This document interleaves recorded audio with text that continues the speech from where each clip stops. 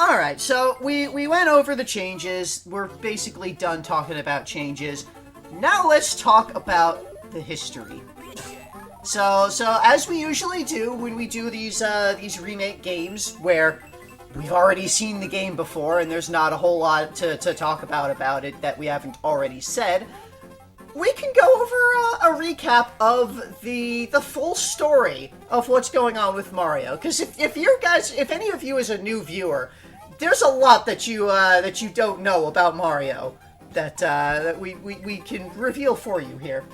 Now, before we start, though, I would like to mention that I have a Patreon now at patreon.com/memeticdevice.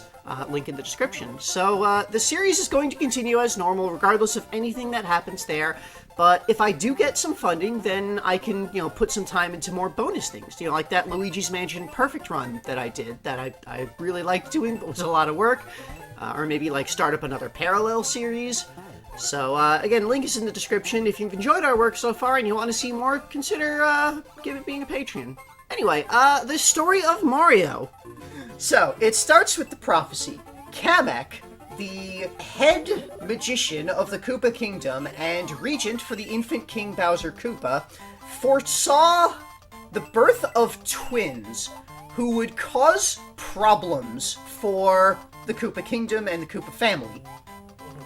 So Kamek decides to try to prevent this prophecy from coming to pass by kidnapping these babies during their birth.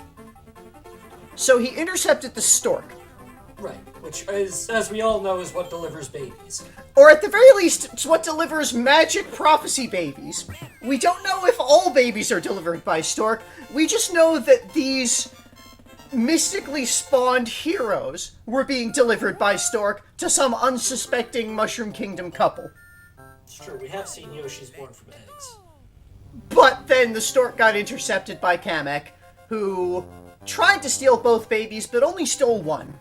Kamek grabbed baby Luigi and took him back to the castle, and baby Mario fell from the sky onto Yoshi's Island, and specifically fell directly onto the back of Yoshi, the Yoshi named Yoshi. Right. The Yoshi from this game. One of the Yoshis from this game. Yoshi, the Yoshi named Yoshi, is a green Yoshi specifically. He has a house. He does have a house. Yeah, Mario lands on the back of Yoshi, and Yoshi has found the map dropped by the stork, and decides to just do something about this baby. This baby has a connection with his twin, because twins have connections like that, apparently.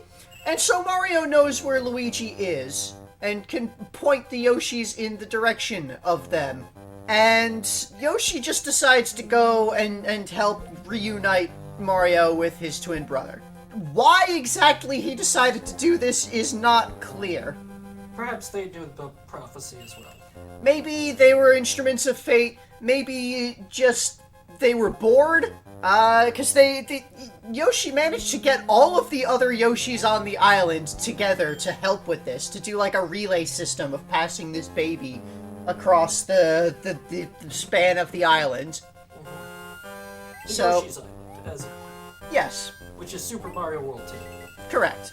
And also, the first part of Super Mario World 1 was on Yoshi's Island. This is the first chapter. So, the Yoshis all carrying this baby across, march across the island, and obliterate all of the Koopa Kingdom forces on the island, destroying all of their fortresses and slaughtering all of their generals and such. And Kamek is trying to stop them by magically enhancing various creatures along the way, and the Yoshis are just destroying them because Yoshis are horrifying monsters. They managed to get Baby Mario all the way to the Koopa Kingdom, to Baby Luigi.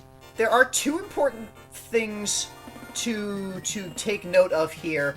Hookbill the Koopa and Raphael the Raven, two of the creatures that Kamek enhanced with magic. Raphael the Raven was a normal raven, and then got magically enhanced and became huge, and then became angry, and then Yoshi kicked it into space. Right.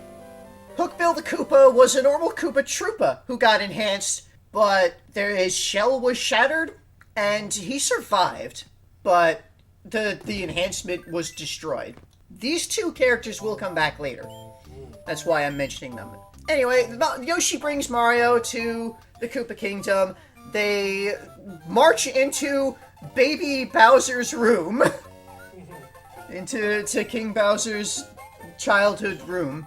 And beat him up. They beat up this baby. Because the baby was told them to. Because things were happening. Really, Bowser was not at fault here. It's all Kamek's fault that this happened. Bowser was just kind of there and having a nap and got interrupted by this horrible monster. And then they got beat up, and Kamek, out of fear for his own life and the life of his king, fled to the moon. Yes, we saw that. It happened. So then Mario and Luigi reunited. The stork was all... That's right. Kamek had also had the stork bound up with baby Luigi there. So they released the stork. They returned the babies to the stork. The stork delivers them. Bam! Mario and Luigi are officially born? As in, they have been delivered to these random people who are not expecting children. Isn't that how all children work? Possibly? But anyway, that's where things began. Now, there's a big gap of time where there's not a lot that we know concretely about what happens with Mario. We do know what happens with the Yoshis next, though. They have a story. Yeah, so Bowser, infant Bowser on the moon, steals some kind of storybook magic. The Koopa Kingdom is very powerful in black magics, and I don't know. We don't know exactly how Bowser got this magic. Either he stole it from Kamek, or he demanded that the other Magic Koopas give him access to it or something. But the point is that he got this magic and he used it to turn Yoshi's Island into a storybook, and through that stole their super happy tree. That was his last mistake. Well, no, it was a mistake, but certainly not his last. Mistake, actually. This made the Yoshis furious.